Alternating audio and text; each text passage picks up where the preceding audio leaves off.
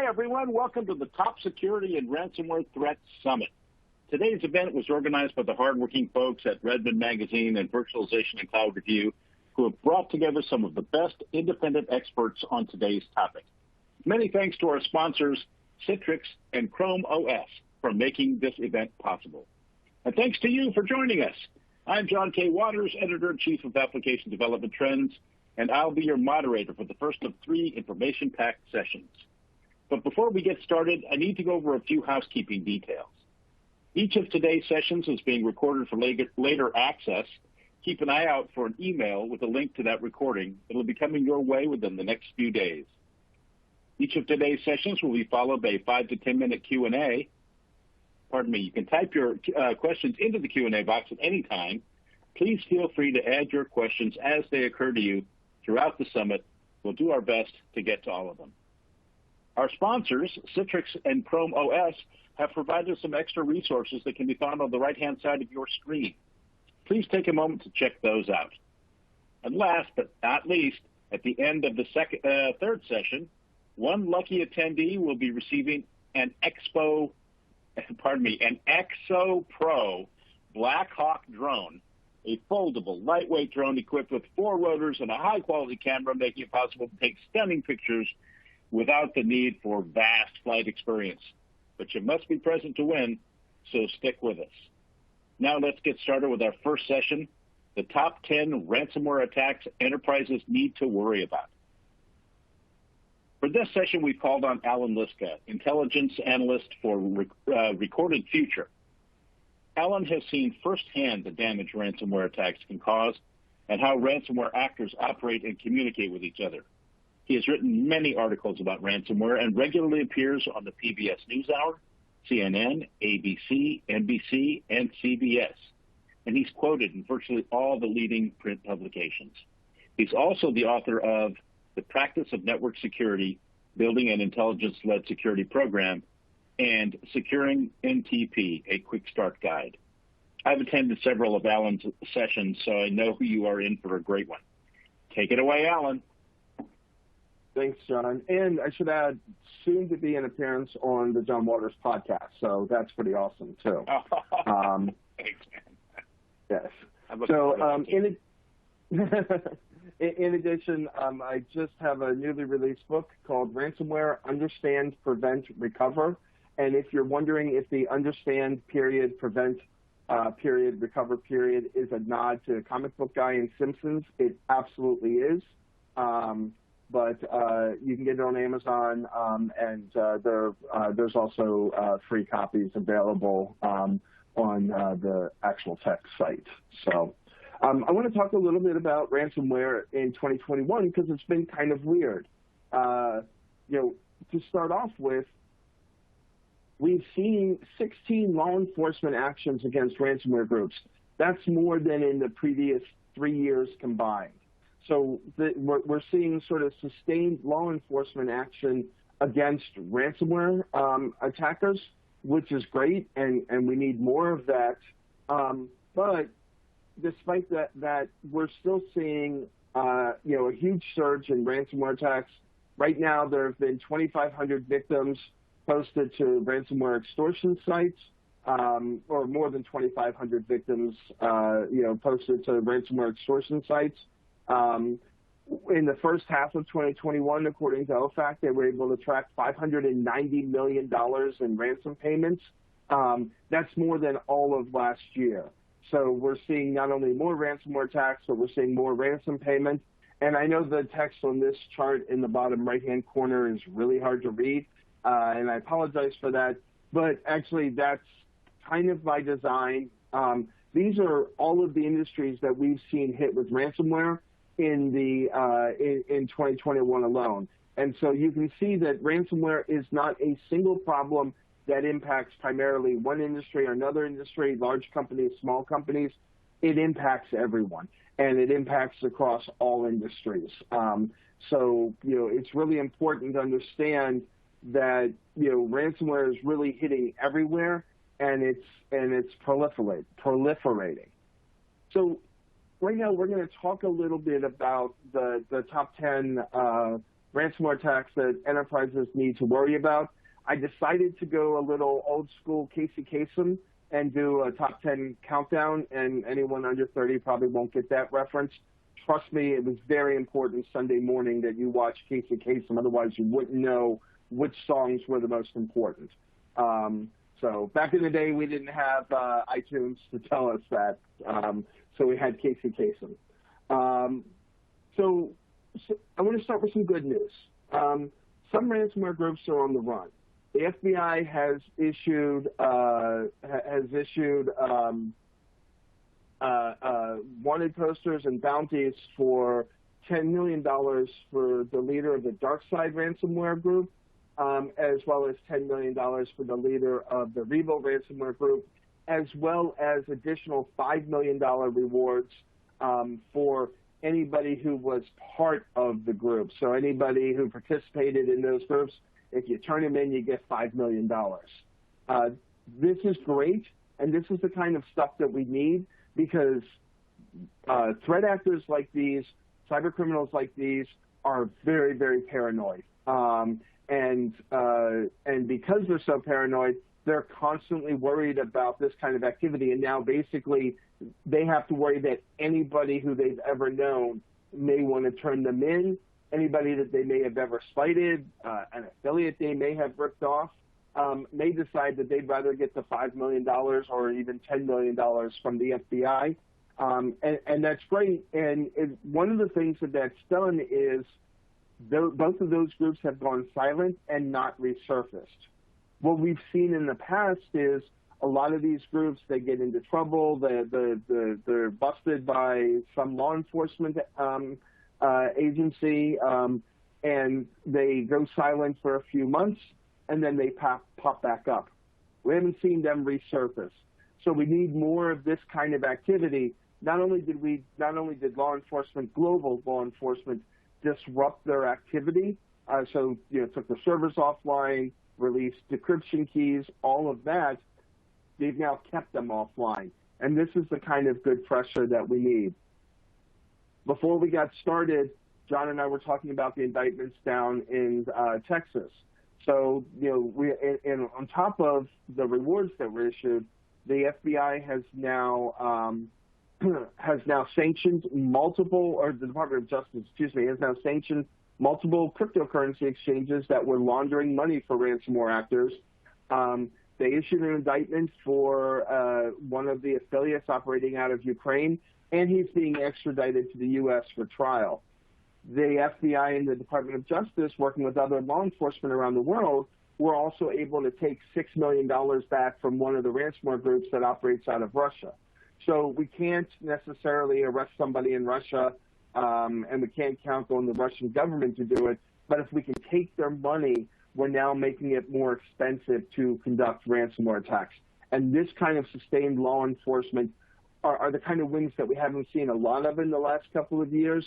But again, going back to the first slide, where we've now seen 16 law enforcement actions this year from law enforcement agencies around the world. We've seen it not just from the U.S. and Ukraine, who have been really big into going after this, but we've seen France, we've seen Romania, we've seen Estonia.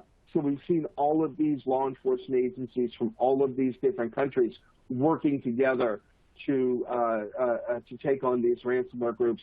And here's the thing, I've worked for intelligence agencies in the past. If an intelligence agency focuses their attention on you, it's really hard to stay hidden. And that's what these ransomware actors are starting to find. They've managed to kind of stay under the radar and not get the attention of law enforcement. But now that we have that 30-country cooperative agreement, and those intelligence agencies are now starting to look, I imagine we're going to see a lot more of this. Hiding from law enforcement is one thing. Hiding from intelligence agencies, that's a whole new level of operational security that most ransomware actors, especially since most of them have Instagram and Facebook pages that get discovered after they're arrested, it's really hard, for them to kind of stay. So that doesn't mean that ransomware is over. That doesn't mean that everybody can go out and celebrate and turn the firewall off. turn their firewalls off or anything like that. It does mean that we're making progress, and that this is a good first step. And if we keep up this kind of sustained law enforcement action, we're going to start to see a real impact. But in the short term, we're not, right? These are the ransomware extortion victims. So these are victims posted to ransomware extortion sites for this year. You can see that October is the highest number that we've seen so far this year.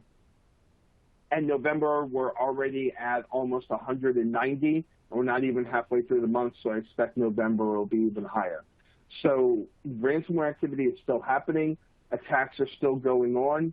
And it's really important to remember that and understand that the threat is still out there. So you really have to be careful. You really have to watch and keep your guard up.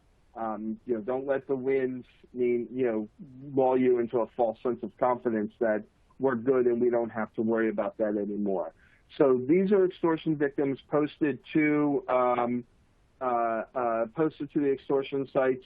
Now that's only a fraction of the actual victims. The total number of victims is a lot higher, which I know that sounds a little bit weird because we know only about 30% of victims pay the ransom, but not every ransomware victim. Not every ransomware actor is able to pull data out of networks before they deploy the ransomware, and so we think that this is only about 10% of the victims that appear on the ransomware extortion sites. Which means that we're probably looking at a total of 30 or 40,000 victims worldwide of ransomware this year, and again, those numbers will keep growing. The other thing we're seeing is that ransomware actors are really diversifying their attacks this year. We still see, there's three primary methods of initial access. So we have phishing attacks, we have remote desktop protocol, and then we have straight-up exploitation. So phishing is the one that you hear the most about, and that's what really a lot of organizations have done to protect themselves, and that's completely understandable. But a lot of ransomware groups have moved away from phishing, and the reason is that carrying out phishing attacks is actually fairly expensive. You've got to acquire a mailing list, you have to acquire phishing infrastructure, you have to develop laws that will avoid some of the usual detections, and you have to have the back-end maintenance for your phishing campaign. So most ransomware groups that, except for like Ponzi, which does have its own phishing infrastructure, most ransomware groups that use phishing wind up having to rent the phishing infrastructure. So there's a monetary cost with that a lot of, especially newer ransomware groups, don't want to output that money, and so we don't see as many phishing attacks as we used to. We still see a lot. So you've got to worry about that. You've got to protect yourself against phishing. Really where we're seeing a lot of attacks right now is remote desktop protocol. And we're going to talk a little bit about this more in another slide. But remote desktop protocol and other types of credential-based initial access are really, really popular right now. And part of that is because of what we call initial access brokers. So if I'm a ransomware affiliate, I could spend my day scanning for open systems, trying credentials, gaining access to those systems, but I'd rather not do that. I'd rather buy access. And so there's a cottage industry, one of many cottage industries that's kind of sprung up to support ransomware, called initial access brokers. And what they do is literally that. They go and they spend their day scanning the internet, maybe not the whole day, they probably eat and other things, but they basically run scans across all of the internet looking for open ports, and then either conducting credential stuffing or credential reuse attacks. So credential stuffing attacks are, I have 10,000 of the most common username and password combinations, so I'm going to run those against this open port and see if I can get access to it. Or credential reuse. Okay, I see this system that's allowing for a login, whether it's remote desktop protocol or Citrix or something like that. I'm going to go look in my stash of in my stash of credentials that I have, because there are a whole lot of dumped credentials in underground markets, and I see this IP address is identified as Company X. Can I find any credentials for Company X that have been dumped in one of these credential dumps? And I'm going to go ahead and run through it. So I have 100 credentials belonging to Company X. I'm going to go see if any of those work. Excuse me. I'm going to go see if any of those work, and I'm going to go ahead and try and automate the process of plugging those in.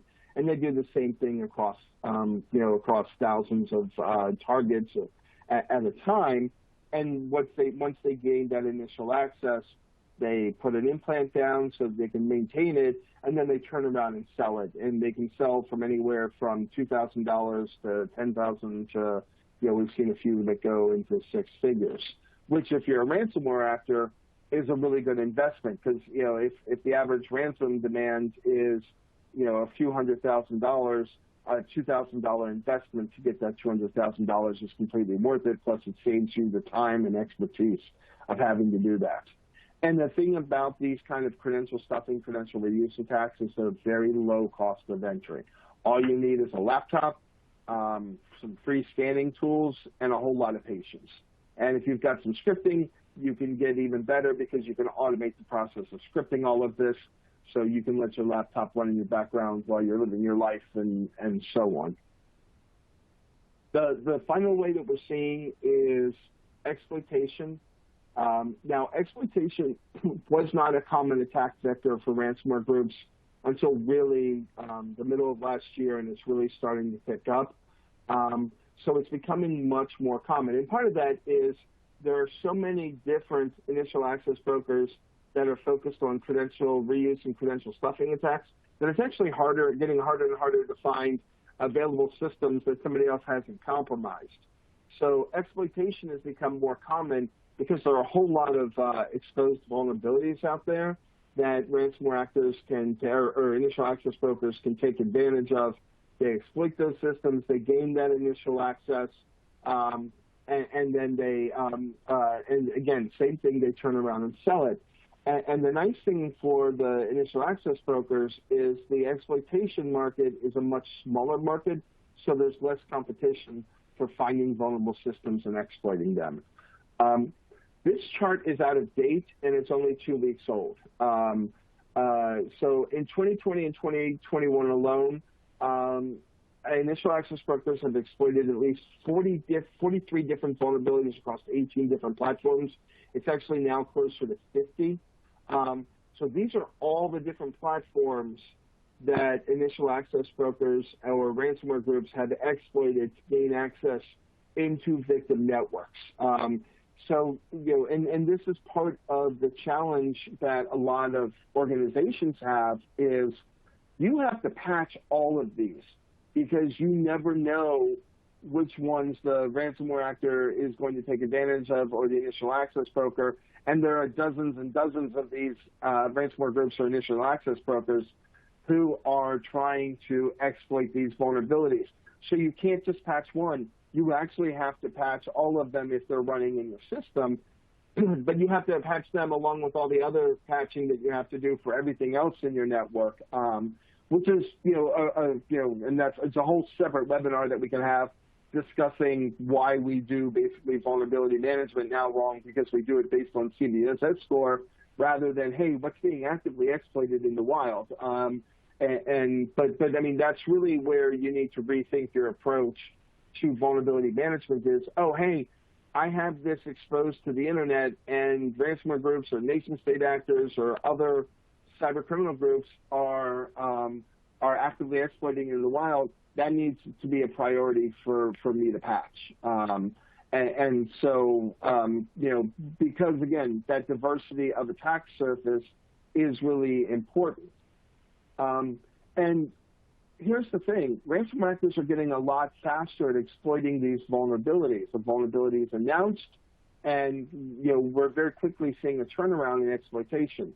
So this is a great example. So this is CVE 2021-40444. It's the MSHTML vulnerability. It impacted Microsoft Office. and basically allow an attacker to send an attachment with an Office document in it and have that vulnerability exploited when you open that document in Office if it's unpatched. So Microsoft announced this vulnerability on September 7th. September 9th, a security researcher published a working POC, so a proof of concept for how to exploit the vulnerability. And by September 16th, ransomware groups were already exploiting it. I know a lot of organizations that still take 30 days to publish or to patch what they consider high priority vulnerabilities, this would definitely have been one of them. And so, you're on a 30-day timeline, and the ransomware actor is on a 9-day timeline, or 9-day timeline here. That's a big gap. That's a lot of exposure. That's a lot of risk and attack surface that your organization is leaving, and so you really have to be careful with some of these vulnerabilities. Now, I want to go back and to the previous slide, because I do want to point something out. All of these vulnerabilities, except for the attack against Kaseya, all of these vulnerabilities were well-known, published, and there was proof of concept code that was released by a security researcher or somebody else. So none of these are 0 days. We're not asking people to say, oh, you have to protect against unknown, again, except in the attack of Kaseya, which is still an outlier in terms of ransomware groups. So what we're saying is you've got to patch the things that are publicly known, because that's what is more likely for ransomware actors to exploit at this point.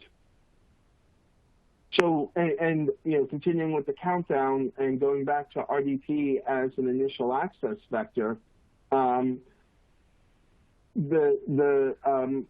according to multiple sources, this is just one article from earlier this year from Palo Alto, the remote desktop protocol or other types of credential-based attacks accounted for 50% of ransomware deployments. So in other words, the initial access vector for 50% of the ransomware attacks that Palo Alto looked at were remote desktop protocol. We've seen the same thing coming from Coveware. We've seen the same thing coming from other security researchers as well, and that lines up with what we're seeing from Recorded Future as well, that ransomware actors are moving away from phishing, and they're really focused on these exposed systems. Now, part of that is during the pandemic, we've exposed a lot more systems. We've increased our attack surface, whether that is because we've needed to gain access, so we deployed a VPN or deployed Citrix servers or whatever. We have a lot more remotely accessible systems that are out there. And so ransomware actors are looking for those, or their initial access brokers are looking for those, and they're trying to gain, and they're trying to get access to those systems. So, I included this article in particular because I like the fact, in the industry, we've kind of changed the name of RDP from Remote Desktop Protocol to Ransomware Deployment Protocol. And that's just kind of caught on, and that's basically how everybody refers to it now. Because if you have an RDP system out there, it is likely going to be compromised and is likely going to be used to deploy ransomware. Now, the big thing with any of these, and if you really want to stop, like 99% of ransomware attacks have used this, I'm never going to say 100% because no system is perfect. Multi-factor authentication goes a long way to shutting these attacks down. So multi-factor authentication on your RDP servers, on your Citrix servers. If you have VPNs, having your employees log in with multi-factor authentication, it really, really goes a long way to stopping these attacks. And if you can shut down this as an attack vector, you're really saving your organization a lot of heartache. And the best way to do that, because there's always leaked credentials on the internet. You can't stop employees from using, passwords, and it's unfortunate. It's just a fact of life. You don't know what they're using. Their work accounts outside of work for, and they're likely to be using the same passwords. That's just the reality. If you can't stop that, putting in that multi-factor authentication really, really goes a long way to stopping these attacks. We're also seeing a big uptick in extortion tactics this year. We've gone from just, oh, hey, we're deploying ransomware and, we're deploying the ransomware and give us money and you'll decrypt your files to, we've deployed the ransomware and we've stolen some files. Let's go ahead and, let's go ahead and give us money or we're going to publish these sensitive files to the internet. So well beyond that, to the point where we now see ransomware actors renting call center space so they can, have the call center reach out to clients. With the ransomware attack against the Allen Independent School District in Texas, the ransomware actor actually mailed all the school's parents and said, the school security sucks, and we have all of your kids' sensitive data. Go tell the school to pay the ransom. And there was an interesting article I saw that was kind of fascinating where one of the parents for one of the students in the Allen Independent School District said that they actually believed the ransomware actor more than the school because they got more information from the ransomware actor than they did from the school. So first of all, if you're ever a victim of a ransomware attack, be as transparent as you can, share as much information as you can, but also, please, please, please, if you do get a notification from one of these ransomware actors, you have to remember they are lying bastards, and I hope we're PG-13 so we can say that. They're not telling the truth. They are going to say whatever they can to try and convince the victims to pay, even if that means just making things up out of whole cloth. So never ever trust the ransomware actor more than, literally anybody. We've seen ransomware actors grab cyber insurance policy information and use that in negotiation, threaten to go to the stock exchange. So if it's a publicly traded company, they've threatened to go to it and let them know that you've been hit with ransomware in order to impact the stock price. We've seen ransomware actors launch DDoS attacks against victims that refuse to pay. And then we've also seen ransomware groups that will specifically target executive endpoints during the exfiltration stage of the attack, and they will grab those sensitive files and emails. So in one case, the ransomware actor tried to blackmail the CEO because they had taken naked pictures of the CEO's girlfriend off of the CEO's desktop, and were threatening to release those if the company didn't pay. And then when the company didn't pay, they went ahead and released them. So really, really anything they can to kind of get that extortion, get that money from these victims, which is unfortunate. But we've even seen more than that just in the last couple of months. Another has been a lot of ransomware groups are actively saying that if you work with a ransomware negotiator or if you call law enforcement, they will delete your data and they will delete the key so that nothing can be recovered. So they really, really don't want you to call the cops, and they don't want you to call don't want you to call in a ransomware negotiator. Now, part of it is a little bit self-serving. Both of these groups are aliases for Evil Corp, or they're variants of ransomware that are operated by Evil Corp. And Evil Corp is one of the few ransomware groups that is sanctioned by the U.S. government, so you will get fined if you pay them a ransom. So it's in their best interest for you not to bring a negotiator on board who will tell you, oh, hey, this is a sanctioned entity. Here's what's going to happen if you pay the ransom. Or, again, bring on law enforcement, and law enforcement will tell you the same thing. So, again, somewhat self-serving, but it is sort of that next step, almost like a bad 90s cop show where, you kidnap somebody, don't call the cops, and don't, blah, blah, blah. They basically resorting to those tactics. And then just in the last couple of weeks, we saw Grief ransomware do this with the NRA ransomware attack. So the NRA had files encrypted, and the Grief ransomware group had threatened to publish some of the files to the site. Well, a bunch of security researchers noticed that every time they tweeted about this NRA attack, they get a whole bunch of retweets from basically bot accounts, accounts with no followers or newly created accounts, etc. So these accounts had specifically been set up so that Grief could use that to amplify victims, and again, trying to make the story bigger so that the victim feels compelled to pay. Didn't work. The NRA data has been fully dumped on the Grief website. They does not appear they paid the ransom. But watching for this kind of inauthentic Twitter activity is kind of fascinating. So when we're talking about how to defend against a ransomware attack, you really, really need a holistic defense because there are multiple stages to a ransomware attack. There's the initial access, then the reconnaissance and lateral movement, the exfiltration, the deployment of the ransomware, and the extortion. Every one of these steps has a way for detecting and alerting on the activity and possibly stopping the ransomware attack. Really, the only one is extortion, but you do need to think about that because how are you going to handle extortion if all of your other detections for these fails? So understanding how long you have to potentially detect a ransomware attack under the different stages and what you can do to stop this activity as it's happening is really, really important, and it's something you need to think about and plan for.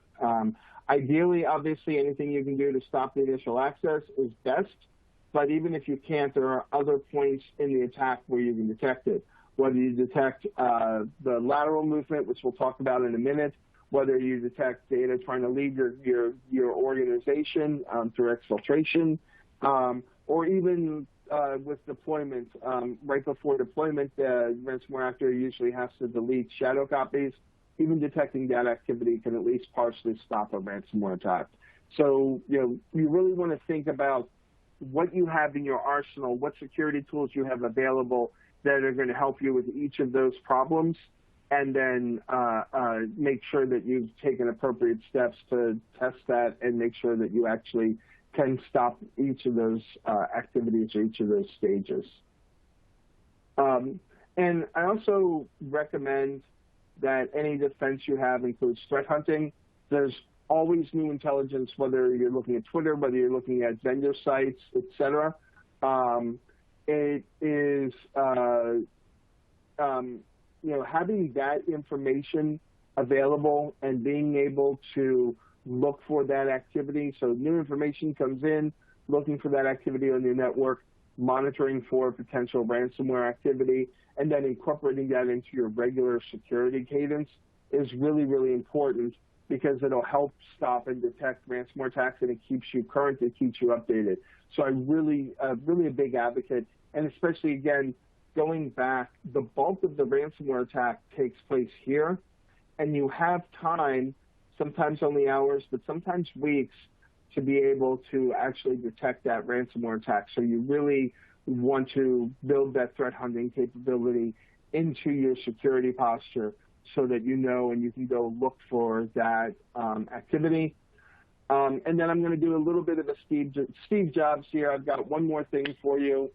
CVE 2021-3064, Palo Alto's Global Connect VPN, new vulnerability just announced this week. There does appear to be proof of concept code out there, which means that we're likely already starting to see scanning from ransomware groups. We may see activity. So if you are running the Palo Alto Network's Global Protect VPN, right after this webinar, not this one, but all three, please get the patch, get it uploaded, get it secure, because you don't want to be the next ransomware victim, as we add this to the chart. So if you do a Google search for CVE 2021-3064, you can find the information. Palo Alto likely has already notified you about the update if you're a Palo Alto customer. But again, really, really important to get that done. We do expect that to be very popular with ransomware groups, unfortunately.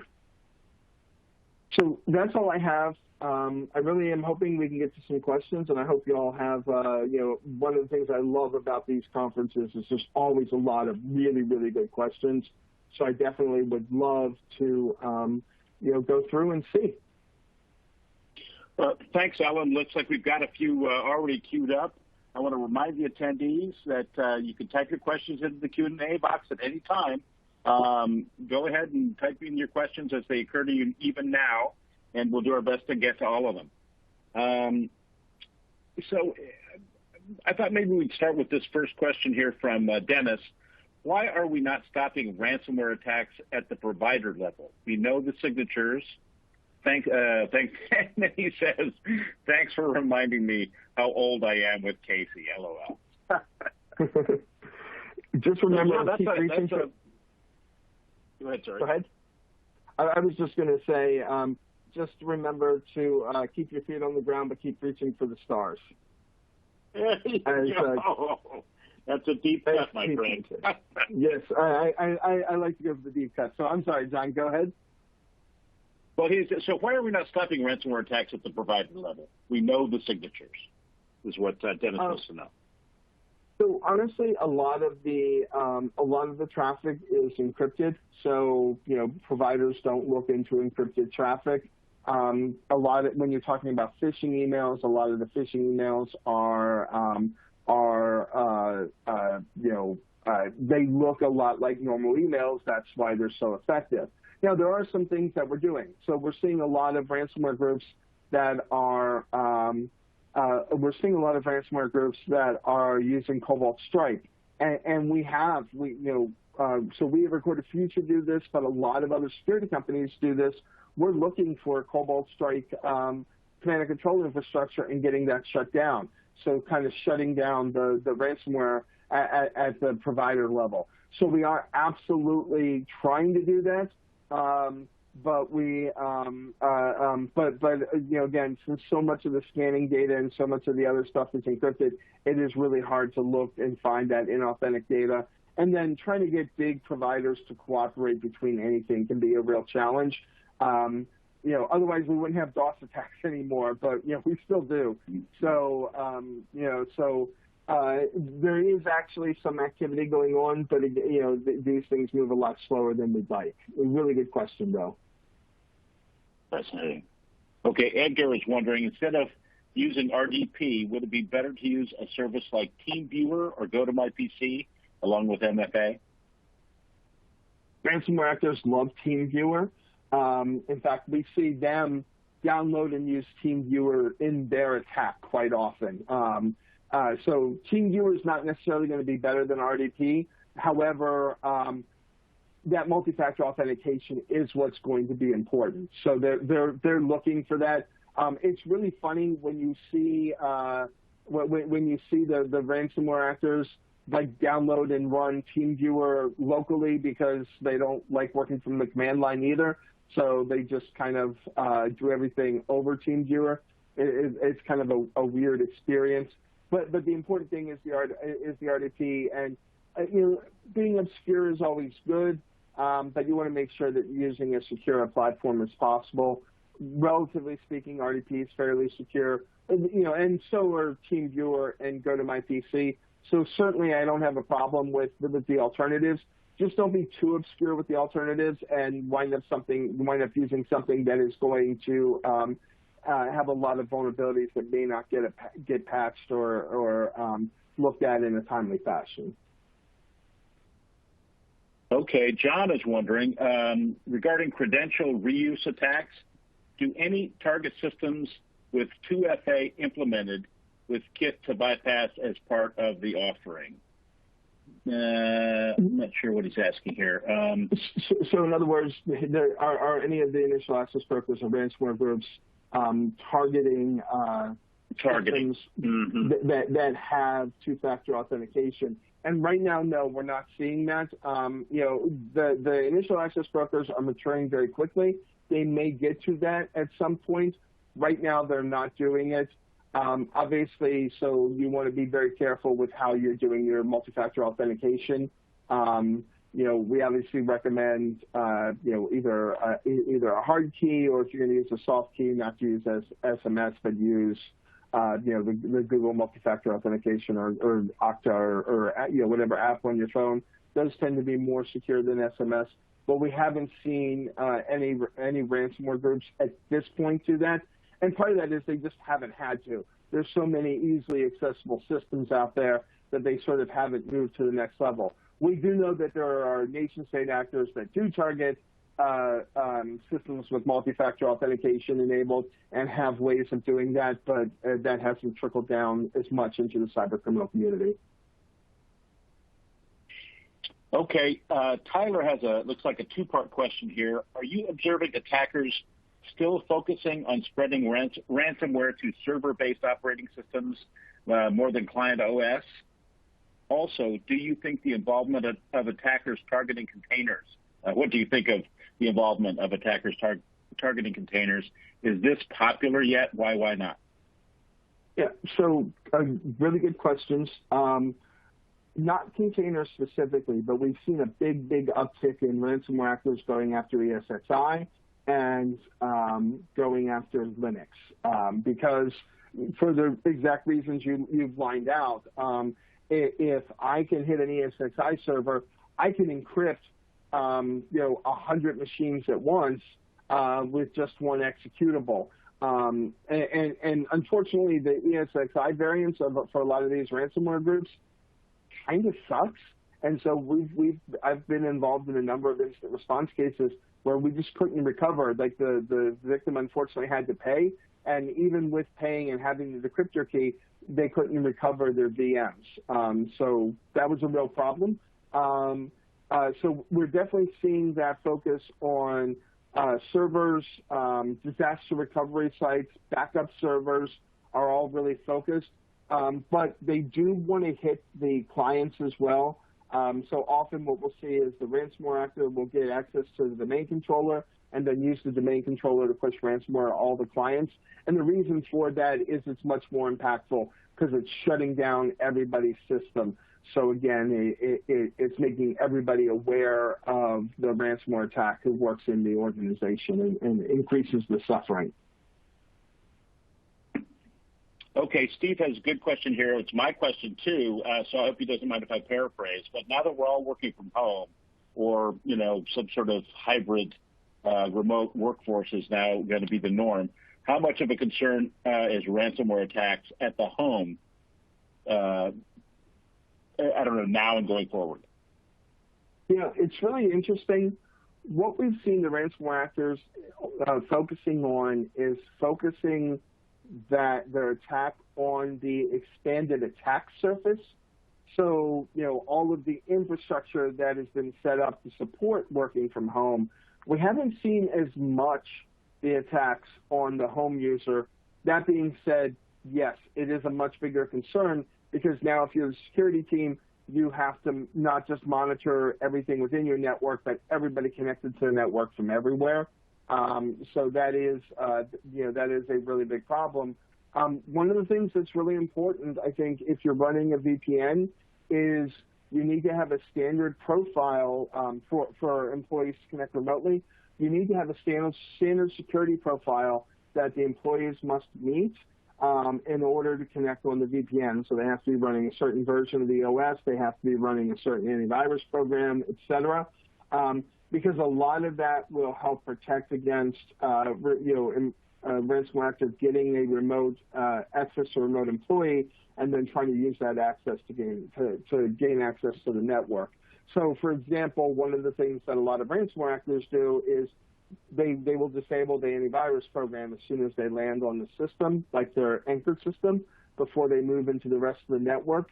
So if your VPN requires that antivirus to be activated, then when you connect to the VPN and you get kicked off because your antivirus program isn't running, then the ransomware actor can't spread the ransom. Okay, here's another question from Edgar. Are AI-based services like Darktrace and Kyndryl as efficient at protecting data as Microsoft's vast toolbox? Yeah, so I think there is a lot of value to things like Darktrace and Kendall. I think that the AI capabilities are really interesting when you're talking about looking and detecting ransomware capabilities. But to me, AI is kind of like the cherry on top of the sundae. It's really nice to have it there, but you need the rest of the sundae first, right? So just running Darktrace or just running Kindle without Microsoft Defender or Bitdefender or something like that isn't going to be as effective. You need to have that sort of layered approach to security. And if you're not doing the basics, so if you're not running antivirus, if you're not running some sort of endpoint protection, if you're not doing vulnerability management, patch management, et cetera, then all of the cool whiz-bang AI tools in the world aren't going to actually protect you from a ransomware attack. You kind of have to have the basics and build on the basics. And then yes, having Darktrace and Kendall as a cherry on top is a really nice addition. Okay, here's a question from Kiki. Is there a less expensive alternative to Arctic Wolf out there that can constantly monitor online databases for threats? There probably is. I don't know pricing on things. I like to tell everybody in my company the Shift 4 doesn't work on my keyboard. I like Arctic Wolf. Arctic Wolf is an MSSP. I've worked with a lot of organizations that have them. I've never used their database, their monitor database, so I don't know how well it works. But having something like that is really important. For example, at a very simple level, I've worked with some very small clients or some very small organizations where we've just set up have I been pwned alerts, which are free even at the organizational level, so you can at least be alerted when credential dumps, when credentials have been dumped as part of a breach, et cetera. That's a great free service for a lot of people. It doesn't quite give you the same coverage that Arctic Wolf does, but it is a really nice freely available service that I highly recommend, especially to smaller organizations, so they can at least be aware when employee credentials are being dumped in dark web markets. Okay, here's another question from Steve. My IT guy recommended to have a Synology unit for my backup and not to use a cloud backup and have Windows Defender along with malware bits to protect my data. Is this a good solution? Yeah. So, one of the nice things about the Synology backup is that so the important thing with ransomware is you want your backup to be offline.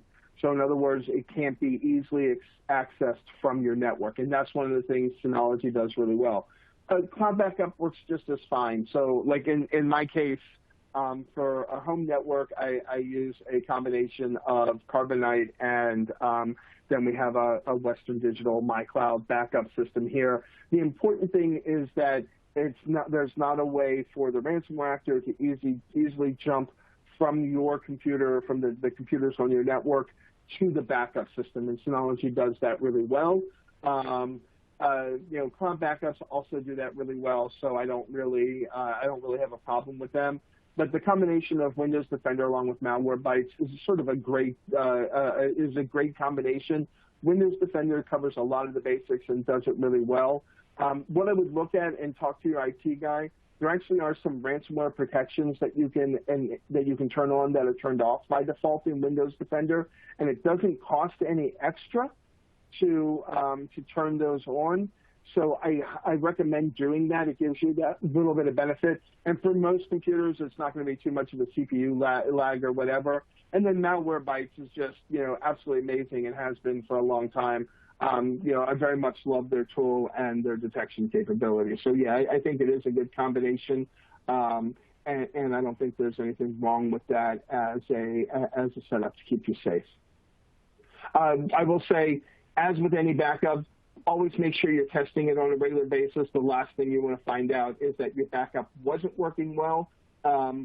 after you've had a ransomware attack. So you really want to run some normal tests, either have your IT guy do it or you do it. Make sure that you actually can pull everything you need, whether you need a full backup or a single system backup. Know how long it's going to take to restore if you have to do a full system backup, because a lot of people don't realize that, oh, it might take me 8 hours to do a full restore from this backup unit or from this cloud provider, and then multiply that by however many systems are hit by ransomware. And you know, that starts to really eat into time. So make sure that you've actually tested that backup and it actually works. Here's a question from McKenna that I think goes to some of the things that people have been asking. It sort of restating it in a way. Most organizations have limited security budgets. Where can I get the most value on ransomware protection? You know, I think you're absolutely right. That's something that is sort of impactful. You know, as we've seen, ransomware is hitting everybody, and you know, any organization is potentially susceptible to ransomware. You and I were talking before the session how, you know, just this year, you know, we've seen comic book distributors, we've seen wineries, we've seen beer distributors, you know, meat plants all shut down. Which I don't know about you, but you know, my Friday night is drinking a beer, eating a charcuterie plate, and reading comic books. You know, and so we've seen that impact. Everybody's been impacted by ransomware in one way or another this year, and so, you know, having that with the limited budget is, you know, protecting with limited security budget and possibly no security staff, or most likely no security staff, or, you know, maybe one person or two people. Really where you want to invest your money is good endpoint protection. And you want to make sure that you really work with your endpoint vendor to understand what kind of ransomware protections they have, make sure they're enabled, and that they aren't going to, you know, completely drag the systems that you have in there. So that's one thing. Keeping systems up to date is really important. Make sure that, you know, you're patching on a regular basis. And then the other big thing is multi-factor authentication, you know, having that in there, and then finally doing regular phishing tests. And I know that's 4 things, not one thing, but you really need at a minimum those 4. But if you do those 4, it really is going to stop most ransomware attacks. You're going to keep them from getting in the first place. And if something is missed by those edge protections, a solid endpoint system with good ransomware protection built in will alert on some of the tools that the ransomware actors like to use. Okay, so Rick is wondering how the backups should be configured, encryption, et cetera. Yeah, so I do think, you know, so encryption doesn't always matter in a ransomware attack because they're going to encrypt your backups, right? So it doesn't matter that your backups are encrypted. But as a general good practice, you do want to encrypt your backups just because you don't want anybody being able to get in and just grab those. So again, the big thing is that it's not easily accessible from your network. That doesn't necessarily mean you need to throw them all in a bin in Iron Mountain or anything like that. But what you don't want is whatever your backup server is, you don't want that to be part of your domain accounts. So that, you know, because the ransomware actor will get administrative access to your domain, and if they can reach the backup server, they'll encrypt it. Surprisingly, a lot of organizations I run into that have tape backups are perfectly fine. You know, we don't think a lot about tape backups, but tape backup is an example of an offline backup. So far, we've never seen a ransomware actor that's been able to encrypt a tape. And I think that's awesome. But, you know, but the important thing is more the architecture and the network segmentation that when it comes to backups, that's sort of the critical piece of it. Okay, we've got time for, looks like one more question. Maybe we'll grab one more question from Edgar, who is wondering, does it really matter what you use? It sounds like MFA is the primary key to helping secure the infrastructure. So it does matter, you know, so for remote access, that is correct. Use whatever you want to use with the 2 caveats: enable multi-factor authentication and make sure you prioritize patching make sure you prioritize patching that system. Basically, make sure you prioritize patching any system that's exposed to the internet. So those are really the two things you need to do, and that helps keep a lot of ransomware actors out. And admittedly, that is only one initial access vector. But for that one initial access vector, if you have MFA and you keep it patched and up to date, you're going to go a long way to keeping the ransomware actors out there. And I'll throw in there, if all of your employees are local, geofencing who can gain access to that system also works. Now, understand that ransomware actors aren't trying to connect to the system from Russia. They're using redirects in the U.S. and other places like that. So it's not just a matter of blocking Russian IPs. But if you can say, hey, all of my employees are in the New York area, so I only want connections coming in from New York, that does also go a long way to stopping the ransomware attacks. Looks like that's all the questions we have time for. Thanks for a great session, Alan. It was scary as usual, but also with a hopeful note. I appreciate that. Thank you very much. And again, thank you to everybody who attended. As always, I love the great questions that we got here. I really love having this engaged and really, really smart audience. Lots of great questions this time around. Okay, many thanks to Alan Liska for a great session and to our sponsors, Citrix and Chrome OS, for making it possible. We're going to take a short break, but we'll be back at the top of the hour for our second session, Top Steps Every Enterprise Must Take ASAP to Protect Themselves from Ransomware, led by Dave Kawula, Managing Principal Consultant at Tricoin Elite Consulting, and John O'Neill Sr., Chief Technologist at AWS Solutions, and moderated by the driving editorial force behind virtualization and cloud review, my colleague, David Rammel. Now would be a great time to check out those extra resources on your console provided by our sponsors. And remember, during today's second session, we'll be giving away an Exo Pro Blackhawk drone. But you must be present to win, so stay tuned. Okay, welcome back, everyone. Thank you for being here. Thank you to our speakers, my fellow moderators, and, of course, Citrix and Chrome OS for underwriting this summit and allowing us to bring you this great content. I'm David Rammel, editor of Virtualization and Cloud Review, here to moderate the second session of our summit called Top Steps Every Enterprise Must Take ASAP to Protect Themselves from Ransomware. I'd like to introduce our speakers for this session, Dave Kawula and John O'Neill Sr. Dave is a Microsoft MVP with over 20 years of experience in the IT industry.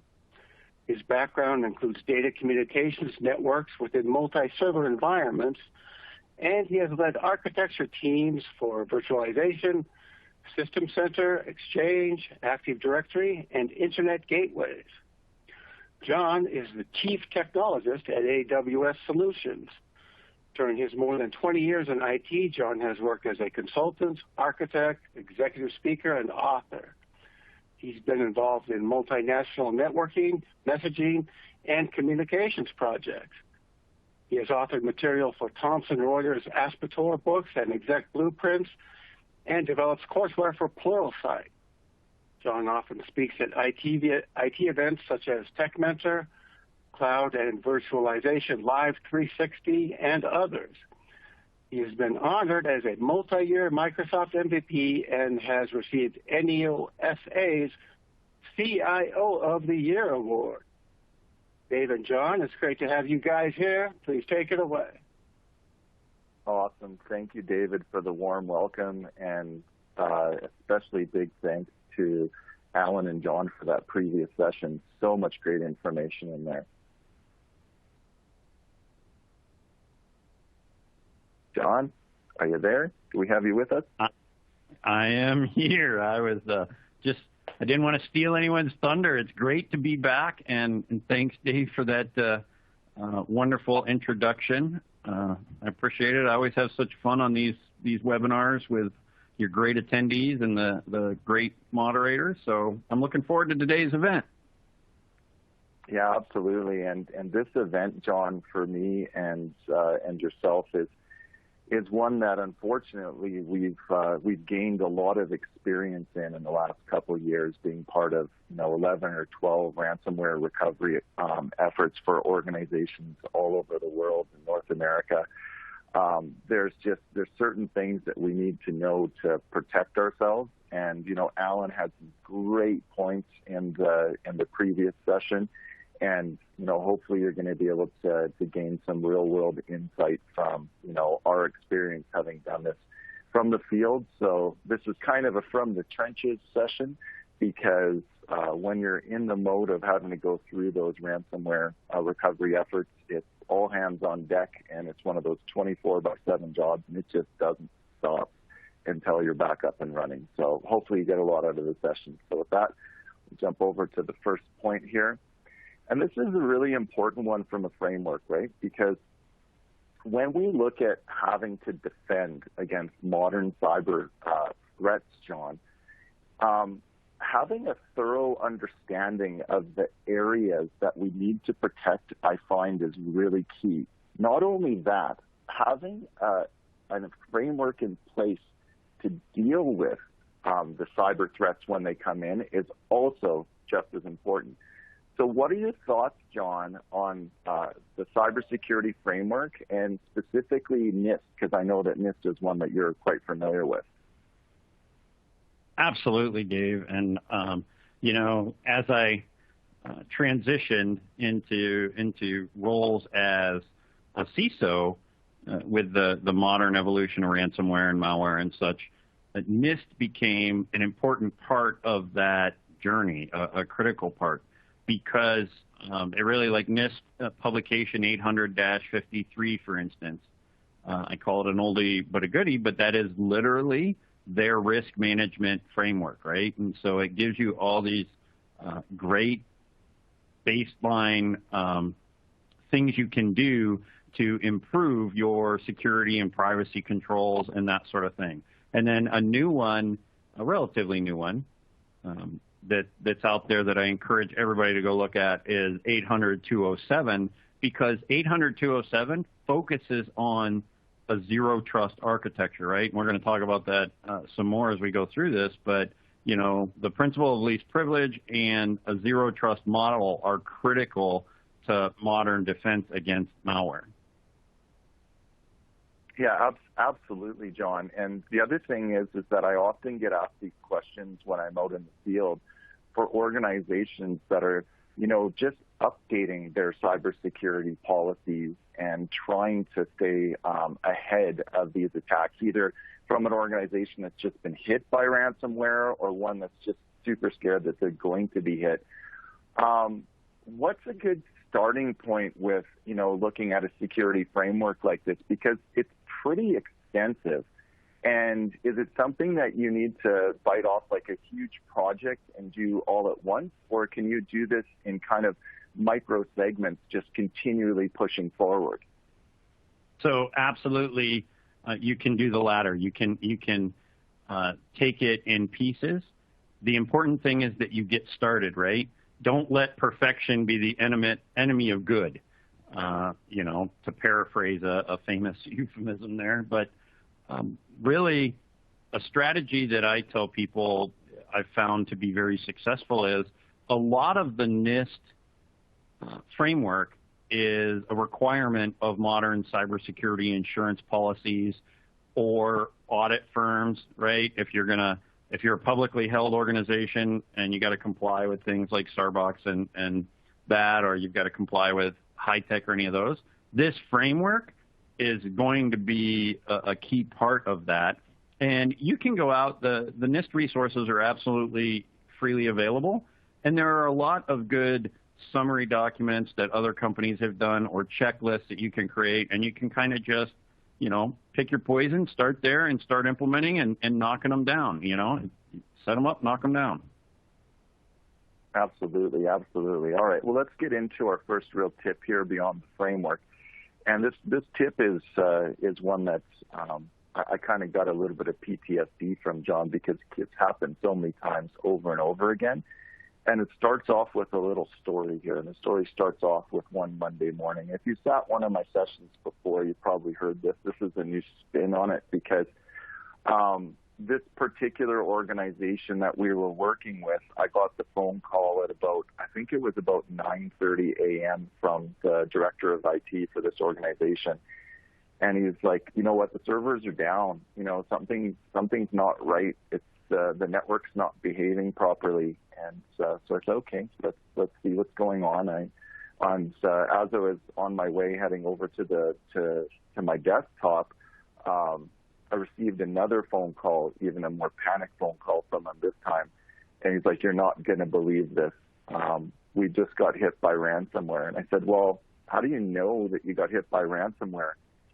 And he said, they printed ransom notes off on every single one of the corporate printers. And it looks like they have pretty much everything. And so, you know, the first tip that I have for you, if you're ever in this same situation, and this really saved us, and I'll explain this in a minute, is you need to shut everything off. You have no idea where the bad guys are. Turn it all off. Turn everything off, because if it's off, they can't keep hacking you. Turn off your firewall, turn off your servers, turn everything off. And then what we're going to do is we're going to bring things back on in a staged fashion and see what's going on. And one of the things that we quickly learned with this particular attack, the payload that was used to deliver the ransomware, John, was actually set on a logon trigger on the servers. And so this wasn't just ransomware. This was a full-on hack. They got admin-level access, and I'll explain how they got that in a minute. But they had full domain admin level access to the infrastructure. And so what they did is they thought they'd play a little funny game on us IT pros, which is, you know, I'm going to go set a scheduled task that triggers on logon and wait 60 seconds for you to log on and see that your data's fine. But the moment that you start logging into your servers, I'm going to start Pac-manning everything. And so we basically got to watch our volumes either disappear and get deleted, because there's deletion strings in most modern ransomware. And so if it sees the word backup in a folder or other things, it'll just start deleting or ransoming. And so we actually got to watch our infrastructure start disappearing in front of our very own eyes. And once we figured that out, we're like, whoa, okay, stop logging into servers to see if they're okay. First thing that you need to do is if they're in a virtual format, power up the virtual hard disks offline, because maybe the payload hasn't been delivered. And so luckily for us, John, in this particular example, we had a 4 terabyte file server that we didn't log into that had been shut off, and we were actually able to recover all of the file server data for this particular customer without having to go through any type of recovery efforts. And you're thinking to yourself now, okay, well, you said that this is an admin level compromise. Okay, well, where exactly did that come from? Well, it was very simple. This attack came on the edges of, you know, COVID-19 hitting. IT teams were pushed to get VPNs set up right now. We sent all employees home right now, and they were working from the home networks. Their kids were home from school. Everybody was home, and the home networks became very insecure. And so what ended up happening was there was a malware payload on one of the desktops that was taken home, and there was admin credentials that were cached on there because somebody had logged in with full domain admin credentials to do workstation work, which we'll talk about as a big no-no. They were able to harvest those credentials, and they were able to come back into the network. And, you know, they were in the network. It doesn't even matter how long they were in for. Once they had admin level rights, they were able to do what they were able to do, because we didn't have zero trust. We didn't have multi-factor. We didn't have any of that with this particular customer that we were working with. And it was bad. We're talking about a whole level loss. So we were able to save the file server, but no domain controllers, nothing like that. Those were all taken out, John. Luckily for us, we had some immutable storage that was up inside of cloud. And so in this case, I understand that some of you that are listening, Azure Blob is not fully immutable. You got to go to AWS for some cloud stuff to do that. But we had some storage up with a separate key that was stored off network that the bad guys couldn't get to, and we were actually able to recover some backups in the cloud, bring in some domain controllers back online, and bring some services back online to get this customer back up and running. But this particular example was one where we had to do a cloud recovery, and we're talking about weeks to get everything back online. We got payroll and a couple other services back online right away, but it was bad. And so this was a situation that, it's just, if you're not looking forward and protecting yourself, you're going to be next in line for one of these attacks. All right, that's my spiel. John, anything further to add to this one? No, I mean, obviously, you and I have been together working these problems for a while now, and I know this story well and lived it with you. So I think that's good. We can move on to the next set of suggestions we have. Yes. So we covered the Monday morning. We were able to trace it back, and yeah. So one of the things that I wanted to talk about here was 2021, a year in review. And so, John, can you maybe speak to the importance of not just relying on traditional antivirus solutions? It's not enough anymore. Can you maybe speak to why advanced web protection is so important, or just pick a couple items off this list? Absolutely, Dave. Thank you. So, one of the common misconceptions, I guess, that's out there, not just amongst IT pros, but amongst the user base we serve, so our executives, our leadership in our organizations, is that, hey, antivirus is antivirus. It protects me. Well, not realistically. It does protect you as part of a holistic solution, but not just by itself. And one of the primary reasons for that is that, antivirus, speaking of it generally, dates back to, the pre-morph of malware from this thing that was, confined to smaller organizations or individuals trying to accomplish something, to things that are now nation-state sponsored, right, and are designed for more than just monetary gain, that are designed for disruption and corruption and all these kind of things. And so when you put that in play and you look at what you're up against, having a signature-based AV kind of thing, and even AV that has pretty good heuristics, isn't enough. You really have to get into a true APT type solution, something that is out there and is using AI and is using multiple tool sets all together to try and stay in front of the attack, right? And when it does sense it, to shut it down super fast. The example I use here is one that was developed for the United States military, but it's often used in business and legal environments. It's called the OODA loop, right? So we're going to observe, orient, decide, and then act. And this OODA loop, the concept is whoever uses the OODA loop better is always ahead, always wins. And the reason for that is because you're taking an action that changes the scenario for your opponent, so they have to revert back, observe what you're doing, and kind of restart the whole process. So as long as you're ahead of them, they really are playing catch up on the adaptation, and that's what we want from APT. We want it to be able to really observe and orient, decide, and act in front of the attacker, so that they have to constantly be trying to evolve their methodology, their vectors of attack on the way in. So APT is so critical to that. I'll mention a couple of the other things that are super huge in here. I've already talked about zero trust a little bit. So that, we might have some folks, some attendees that aren't exactly familiar with the zero trust model. And it's pretty simple. What it states is that currently we no longer have conventional networks where we had a perimeter, right? And we were able to lock that up with a firewall, and then we were able to put things, maybe proxies or web filters in front of them. And our users would be protected behind these layers. So think of fences around property. Well, now, because we're working remotely, we're working from hotels, we're working from coffee shops, we're working from the local Golden Arches facility, it doesn't matter. We as IT pros need to protect those assets wherever they happen to be, at whatever moment they happen to be there. And that's what zero trust is it basically takes that into account and says, okay, we're going to assume nothing. We're going to trust nothing except for what we explicitly define. So you strip it all back and you start from there. And then, security templates. Security templates are so important. These are the baseline configurations. They're the blueprints that are available from different vendors for different products, whether they be cloud products or in-house products. Take advantage of these things. These are developed by their teams with their knowledge of the products, right, and their money to come up with settings that you can immediately benefit from. So if you're not seeking those out and taking advantage of them, get on that right away, because you can get some huge, easy wins from that stuff at no cost other than a little bit of investment in time. And then I'm going to turn it over to you, Dave, to drop into some of these other ones.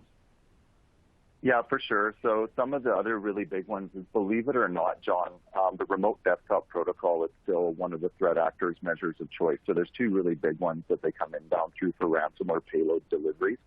One is through really weak and insecure remote desktop protocol. And remember, remote desktop protocol by itself is an encrypted channel, but the usernames and passwords that we put inside have to then be authenticated against something. If you're going to use RDP, there's one rule of thumb. If you RDP to it, you MFA to it. And this is also going to play true when we talk about cyber insurance policies, because cyber insurance policies are actually asking for attestation that you are using multi-factor authentication now. So if you don't have this in your project roadmap, you best get it there, because you're going to be getting asked for it very shortly. The next thing is with remote desktop is, don't just open remote desktop wide open to the outside world. Microsoft, through their Microsoft Defender for Cloud platform, has actually come up with a solution for this called just-in-time access. And just-in-time access is basically going to say, okay, I'm going to take and I'm going to have some type of an authorization workflow that when I need access to maybe an Azure-based VM or something like that, that I don't want to just leave it wide open. I'm going to leave it open for a period of time, like, for example, 2 hours. And so you'll be able to connect in for a period of time. I want to lock it down by source IP address, and I want to have somebody approve that request as well. And so with that, you're locking it down, but that's not enough. Your security templates that John mentioned should also lock down account logon protection, so that you're not taking and you're not having the ability to have broad spectrum brute force attacks where I'm just going to take and just do password or dictionary attacks against every account known to man, and I'm never going to lock out account.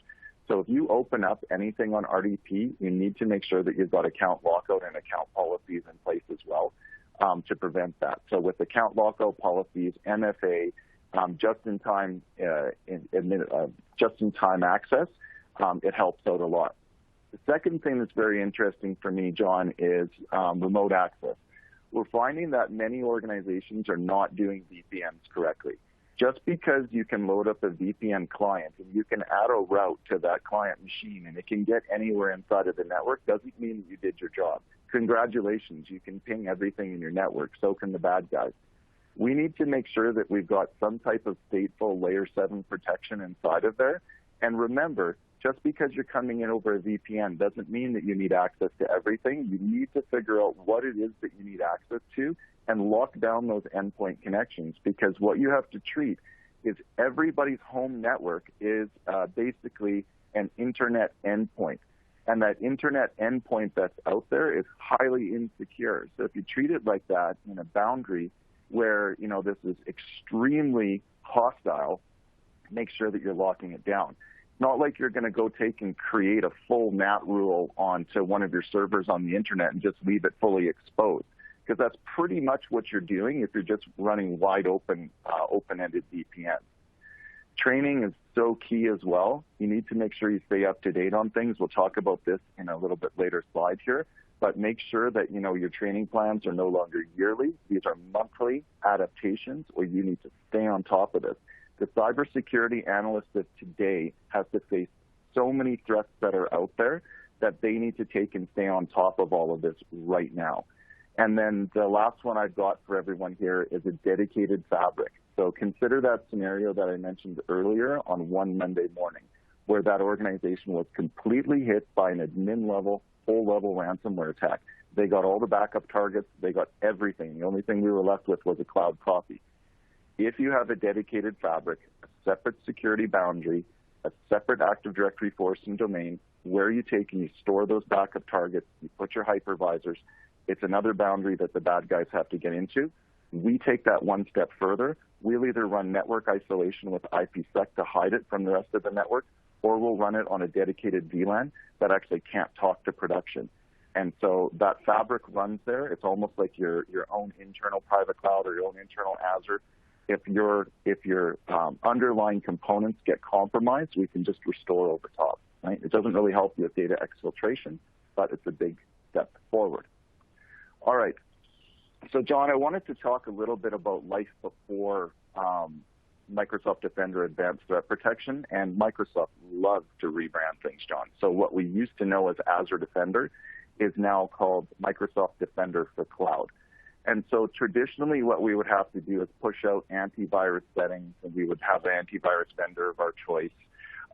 We would take and have to manually configure firewall rules. We would have to have separate tools for vulnerability scanners. We'd have to manage all of this stuff through group policies.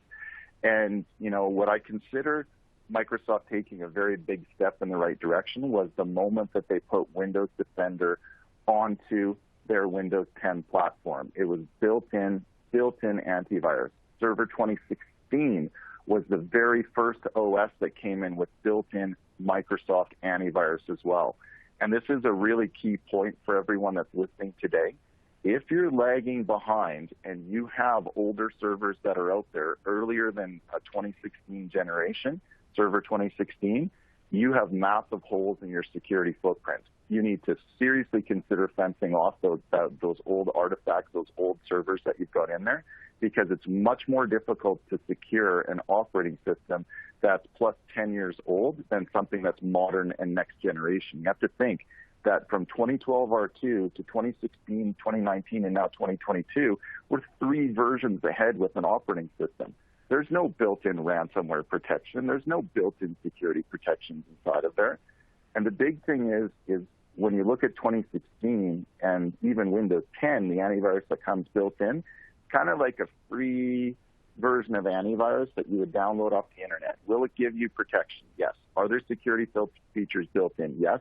But it lacks robust enterprise management capabilities, and that's why you need to go to Defender Advanced Threat Protection. You have to go to Microsoft Defender for Cloud.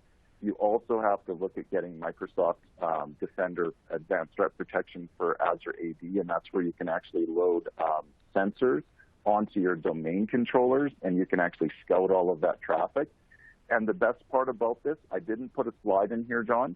Before Microsoft Ignite a few weeks ago, or even last week, I guess it was, Microsoft was requiring you to have a very heavy load of licensing for this. So if you're now a small to mid-sized customer, all of the advanced threat protection features that are going to come for all of your desktops are now included in the Office 365 Business Premium SKU. So that includes threat protection, threat hunting, automated investigation, endpoint detection and response, AI engines that are inside of there. All of that now comes with the Microsoft Business Premium SKU, which is very, very cool. All right, John, over to you. What do you think about this? So Dave, I'm absolutely just as excited as you that Microsoft is making the licensing for this easier, because, you know, really it kind of takes a community to defend ourselves against the modern attack. And, you know, one of the harder things to keep up with, as you said, is all the name changes. For instance, you know, the current suite of endpoint protection pretty much is now renamed Microsoft 365 Defender, right? Which is, you've got Microsoft Defender for Endpoint in there, Defender for Office 365, Defender for Identity, Cloud App Security, all those things are in there, but they used to all have different names. Everything from, you know, Microsoft Threat Protection, Defender Advanced Threat Protection, Office 365 Advanced Threat Protection. Those are all the things that are in this new renamed suite of products. And it's not a super new rename. It's been out there for a year or so, but it's you know, can be tough keeping up with everything. the fact of the matter is everybody needs to, be creating a chart for themselves, a strategy guide where they know, hey, this is the strategy I take to defend my endpoints. This is the strategy I take to defend my identity management. A lot of people, leave protecting their identity management out, even if you do what you absolutely should be doing, and that's MFA, that's not a single solution to win, right? It's something that we absolutely have to do, and it has to be part of every strategy, but you need to do more when it comes to protecting your identity management. As we've got on this slide here, you need to do reporting and things like that. So that's what I've got to say about that. I see we got a new slide up, so let's talk about that a little bit. Yeah, and I wanted to lead into two questions that we had from some of our attendees, John. We've got a question from David here, which is RDS Gateway considered as risky as RDP? And so I'll take this one, John, if you don't mind. And this one here is, because you're converting RDP over to SSL, RD Gateway is kind of a translator for us, where we can take and now get inside of our infrastructure through that. You still need to protect those instances. You still need to MFA. The underlying protocol is still RDP to it, MFA to it. I don't care if you RDP over SSL. I don't care how you're getting there. You still need to secure it. So I treat it in kind of the same fashion. I don't think it's as risky as taking and being wide open on the internet, but if you're not putting any policies or any protections in place, you still need to protect yourself, and always make sure that you put ATP agents on any of those RDP endpoints. And the next question coming in is, and this is a really good one in regards to how do we protect the users from what they don't know, okay? That's the problem. My users are not necessarily computer people. They're not computer savvy like us IT pros. They have a good level of knowledge, but they're not going to understand necessarily the ins and outs. And this question comes from Edgar, and it's how do we make remote access security simple enough for individuals that are not computer people? And I'll lead this one over to you, John, but this one here from me is one word. One word sums this up: advanced persistent threat protection. Protects your users from what they don't know. All right. You can quickly answer that, and then we'll move on. We've still got lots of stuff to cover here. Yep. Thanks, Dave. And this is, I spend a lot of time on this because, our purpose in being the IT pros we are is to serve our customers, to serve our users. So Edgar is definitely on the right track here with, how do we make this easy for them, right? They depend on us to protect them, but they also depend on us to serve their technology needs. And so, like you mentioned, APT is core to that. The other aspect of that is that, your users trust you. So if you put technologies in place that could help them, like I've had this recently where somebody was complaining about password change requirements and that sort of thing. And I'm like, well, if you take advantage of new technologies, like we have Hello for Business, or we have, the newer passwordless technology and that kind of thing, and MFA, where they can use their smartphones they already carry, it actually simplifies it for your user because, pretty much every user knows how to use an app on a smartphone. If they don't, and you have some users that don't, you find unique solutions that fit them by sitting and listening, right? Seek first to understand and then to be understood. So listen to them, listen to what they feel is challenging, and then develop a plan to take those challenges away. Absolutely. And this next slide coming up here, John, is just one that I wanted to bring forth from the field, and just some notes to organizations that haven't maybe had to go through a ransomware event. And those of you that have, will get a virtual show of hands. I can't see it. It's okay. You're safe. You don't have to tell me.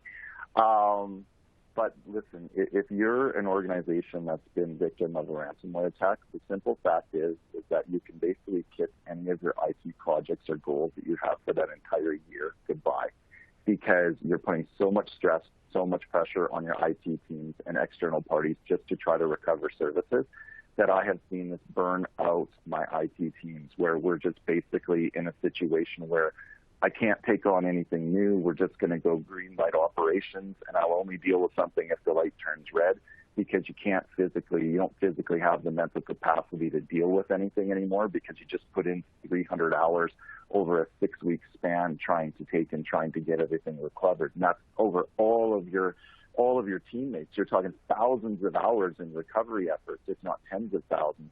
And so, we see similar stories all over the place, and it keeps happening over and over again. So just to reiterate, take these steps, and hopefully you won't take and have to be the next victim in line.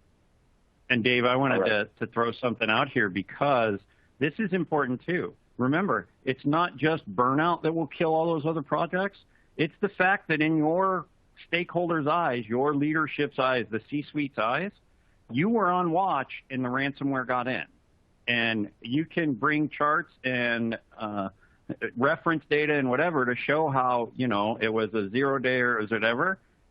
That won't resonate. What will resonate to them is they lost millions of dollars or thousands of dollars or billions of dollars. I don't care which number it is. Whatever they lost, they're going to, in their mind, be in the position of, we have an IT team that didn't protect us, so we need to re-look at that IT team and make sure that they're doing what they need to do for future protection. So now, in addition to being burnt out from that recovery effort, you're under this new level of scrutiny. Whether it's deserved or not is irrelevant. It happens. Absolutely. Talk quickly about the Kaseya breach. Sorry, I put a typo on the slide there. So it's supposed to be with an E in it, whatever. July of this year, John and I got called into one of my friends that was an MSP. They called me up and they said, have you seen the news? I said, no. I actually was trying at this point in time not to see the news because it was rather depressing. Every day was just bad stuff on there. So I was actually out in the mountains with no cell service. And I came back on a Sunday to this text message that pops in saying, hey, we need your help. And so everything got ransomed. I'm like, what do you mean everything got ransomed? I had no idea what was going on. So the Kaseya breach was actually a system-level breach, so God-level rights on everything. They had 80 MSP customers that were breached at the same time, 100% ransomed. And this attack took out hundreds of thousands of endpoints.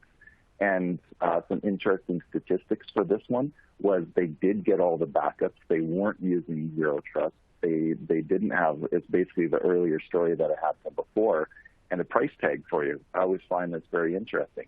$50K per server or $5 million for the organization for the keys. Now later on, like months later, they came out with the free keys for this. And as it turns out, the FBI was actually withholding some of those keys for a period of time. And, we're in the middle of this and we've got no choice but to pay. And luckily, we were able to recover one of the backup targets and do restoration, but we ended up having to go through the process of paying $50K to the bad guys to get things back. Took us approximately 3 weeks to go through. And just as a heads up, just if you pay the recovery keys on this stuff, that doesn't necessarily mean you're going to get back all your servers. So what this strain of Rebel ransomware did was it actually took and knocked out the Windows directory. There was an issue with the payload delivery where it was supposed to skip the Windows directory, but it didn't. So it actually went and encrypted a bunch of files inside of the Windows directory along with other key components of Windows. So imagine you having a SQL server with only your databases back. You got to rebuild the front-end SQL server. Imagine having your IIS server where you got to reinstall all the apps on top. Oh, SharePoint's not that big of an app, is it, John? That's just the next finish. We should be able to just click it and get all of our data back, right? Oh, that line of business application, maybe you're running some ERP application. That's just the next finish, right? Having your data is good enough. There's no cost customizations. There's no mods in there. Everybody kept all track of every single click that they had, every single registry change. No problem. Well, as it turns out, it was a big problem. And so, even paying the key to try to just inline recover that stuff didn't work. We were still going back to backup.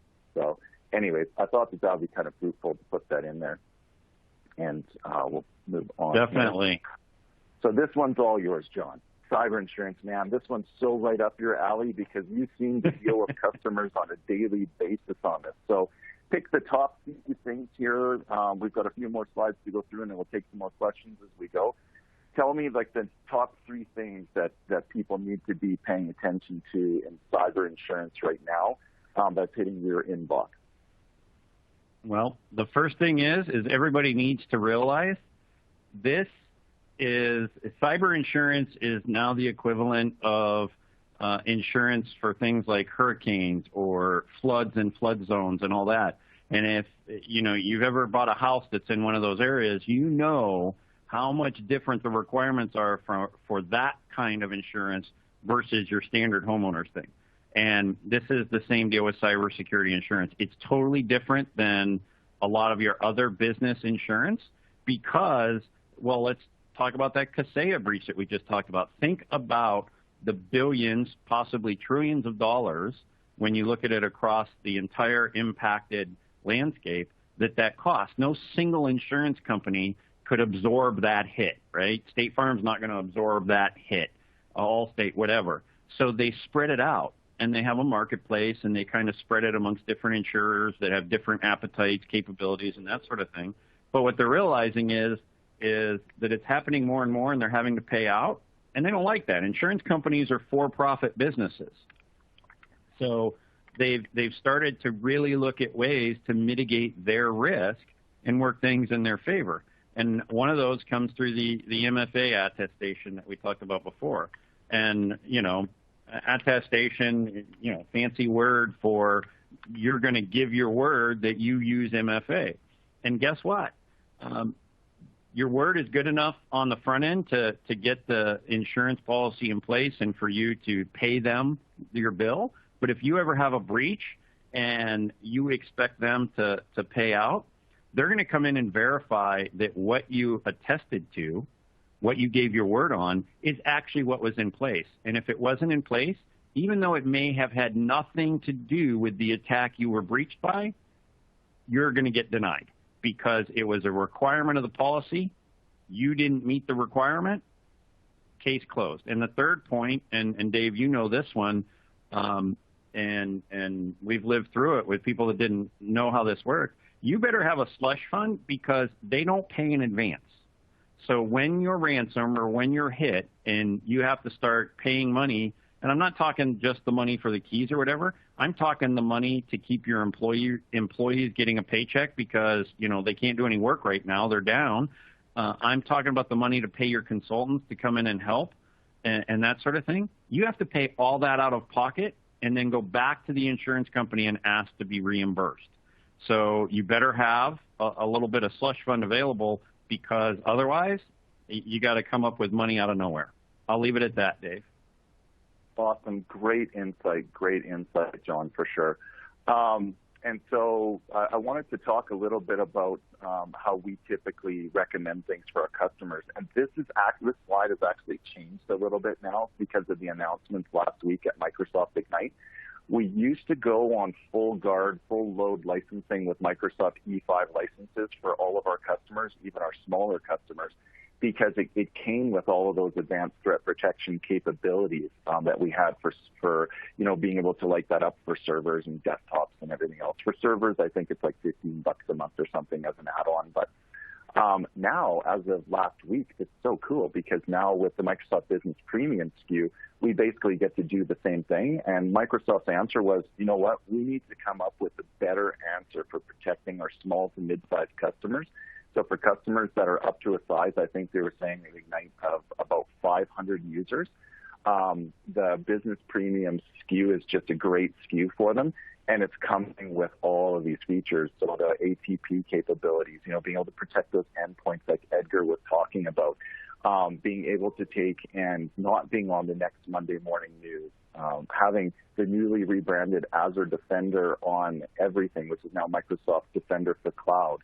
And so make sure that you're getting the guard of like all of the support tools that you need in place available for you, and not just for customers that are all up in the cloud, but your on-prem customers as well. All right, endpoints, man. Like this This whole session is about the things that you must do in 2022 to prevent ransomware, and we'll go back to a live case that we had to deal with.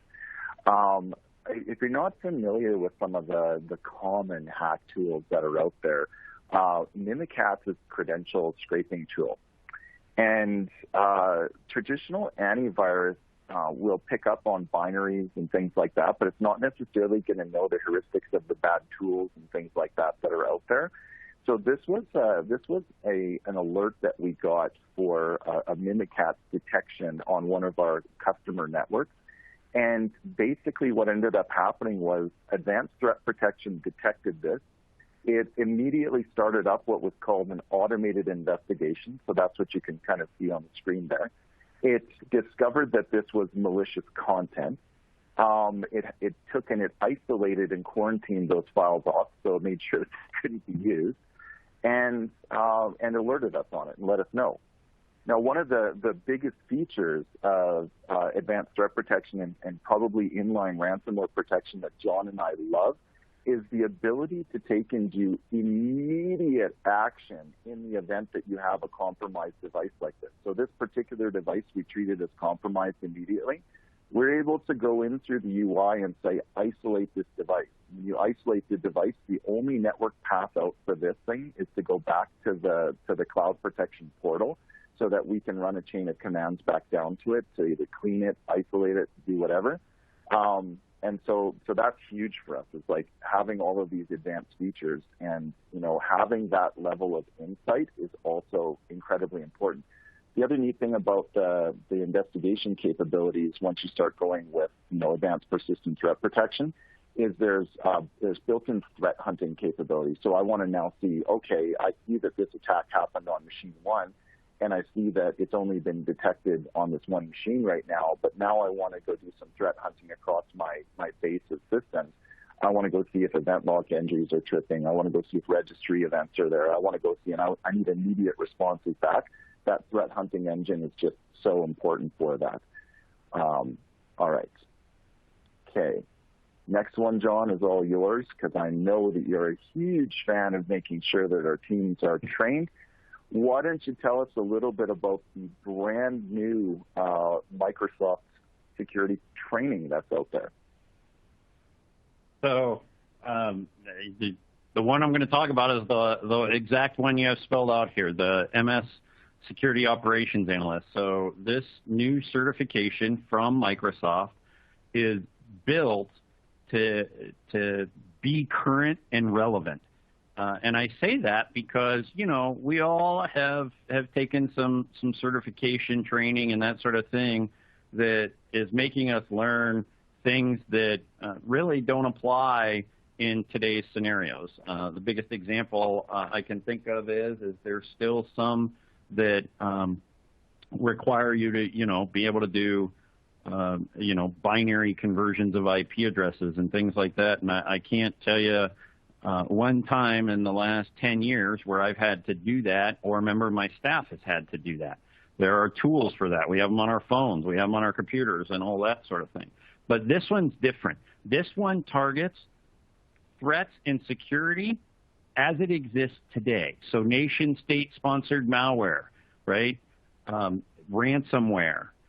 Things like ransomware existing to where, buying a key isn't an option because maybe the threat actor is on a terrorist watch list or something like that, and you cannot pay them any money because you would be funding terrorism. Those kind of concepts, while maybe not addressed directly, you can tell by the content you're learning that they were part of the emphasis, right? And getting into things that train you up on understanding threat hunting and advanced persistent threat protection and data loss prevention and all these kind of concepts that are there. And I can tell you that looking at the exam questions and that sort of thing, it's just like you spell out on this slide here, Dave. It is some of the most relevant, current, applicable training you can get out there. So even if Your goal is simply to see how you can be a better part of the security solution at your organization. Because I want everyone to remember, it doesn't matter whether your primary job is IT security or DevOps or development or whatever. We're all IT security pros now. We all have a role to play. And this certification right here can go a long way towards helping you help your customers, help your users. Yeah, absolutely, John. So we'll cover one more point here, and then we'll go ahead. And remember, everyone, we are going to have some time to take questions from the audience. We're going to try to take some during the show here as well. So if you have any burning questions, feel free to use pop them in the Q&A panel. We'll try to get to as many as we can. So the last one here that I wanted to touch on was just from our ransomware response team, 4 different scenarios that you need to consider. So in your ransomware playbook that you have for 2022, these are some different scenarios that you're going to potentially have to deal with. And one of these actually deals with a question that Edgar had for scenario D, which I'll cover as soon as we get there. So scenario A is you had advanced threat protection. You were able to isolate and stop the attack, maybe not fully, but it was a limited scope of attack. Maybe you had zero trust and you had a fabric in place, and maybe you had to recover a file server, but you're not dealing with a total data loss protection. Okay, so it was something that was quickly recoverable, limited damage. Everybody just kind of went, whew, that was a close one, right? And so scenario B is one where we decided, hey, John and Dave had some really good ideas here. Let's remove admin rights from the end users. Let's get in zero trust. And zero trust to me is summed up really quickly in less than 60 seconds. Zero trust for me is when I look as an Active Directory guy, a domain admin does not need to log into a workstation. Domain admins only need to log into domain controllers and nothing else. Server admins need to log into servers and nothing else. Desktop admins and password management solutions like LAPS, local admin password solution, it needs to be taken and put in place. And so those desktop admins and those accounts only need to be able to log into those particular accounts, okay? And so with that, you've got very limited scope and not, once again, very restorable. So if you're ever in this scenario, you're desperate to try to be in options A and B, because where it really starts to get bad for you is if you start to get down to scenario C and D, you're having a really bad month. Scenario C is a full admin level compromise, but you still had a fabric, but they got everything. And so the real burning question that you have, and up here in Canada, John, we have something called the Privacy Commissioner or Commissionaire, and it's an office of privacy for the government of Canada. So if you're compromised and you have had data loss, you're actually legally and obligated to report that to the Privacy Commissioner. And then beyond that, you have to report that to the local and state authorities. And then they're going to take that, and you're probably going to be talking about some type of a public disclosure on data loss. So, yeah, it's bad news. Yes, you could recover, but not good. And scenario D is one where everything was gone. So Edgar had a question. In the Kaseya breach, would have a fabric, zero trust, would have anything helped you in that particular scenario?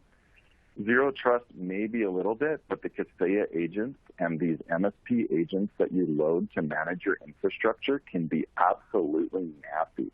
Many of them run with what's called system-level context via their agents. And so with system-level context, you basically have full rights on the system.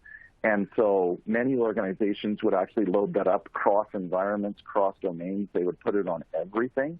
And so in the example of the Kaseya breach, there wasn't really much that could stand in its way, because if those agents were on their system level access inside of your fabric, bye-bye fabric. If they were in your domain, bye-bye domain. All right, and with that, let's take a look at some questions here, John. We'll move over to some Q&A here. And right. We have a question here from Carrie, and this one here is how does that work for organizations with only 1 to 2 administrators? Are you suggesting multiple logins associated with that user, i.e. a server admin, a domain admin, a standard user. John, go ahead. Let me take this one. Yeah, you knew it. That's exactly what we're suggesting, right? And they should all have different passwords, and they should all have MFA. And, it's not that hard to set up. Use password vaults, things like LastPass or 1Password. Use, whatever multi-factor authentication, works best in your environment, whether that be, Google Authenticator, Microsoft Authenticator, Azure MFA, Duo, Cisco Duo, any of that stuff. It's all good. But yes, you need absolute separate credentials because, again, you're operating under the principle of least privilege. The account you log in with should only be able to do the exact tasks you need to do and nothing more. And so I'll go kind of back to something Dave discussed earlier about domain admins. And I'll go a little further than he did and say that, you don't even need a domain admin account to do everything on a domain controller. You should be using G endpoints and that kind of thing to do DNS service restarts or that because DNS service that often runs on our Active Directory domain controllers, you don't need to be a domain admin to restart that service, right, or to check its status or to do those kind of things. There are only a certain subset of operations that you need a domain admin for, and I can tell you that if you use domain admin, Dave, you've seen this, you know it, right, and you use that and you think it'll be fine, and you log on to an RDSH host and that credential gets cached there and then is exposed, right, or harvested, you're toast because they now own your identity management system. Whereas if you had one that was, you were logging on there as a standard user or even as a local administrator, your exposure is limited to that one machine. So definitely have those separate accounts. I know it seems like a pain in the butt, but you have to do it. You can't have. If you're using your daily driver for administration, you're asking for trouble. You just can't do that anymore. So yeah, you need separate accounts for that. Absolutely. All right, Dave, you and I drink our own Kool-Aid on this one, right? Because we have to have multiple accounts for multiple customers. So exactly. It's that so important. I think we might have time we'll do one more question and then we'll hand this back over for the next session here. So one final question from Edgar.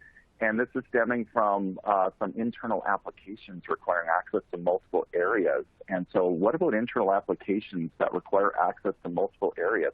How would you set up a user for something like that? And I'm thinking he's thinking of like an ERP application, John, or something that maybe is set up in a poorly configured fashion, like maybe some prior administrators set up your SQL Server access with the SA account, and they're using the SA account as the connection string passwords, and those passwords are stored around the network.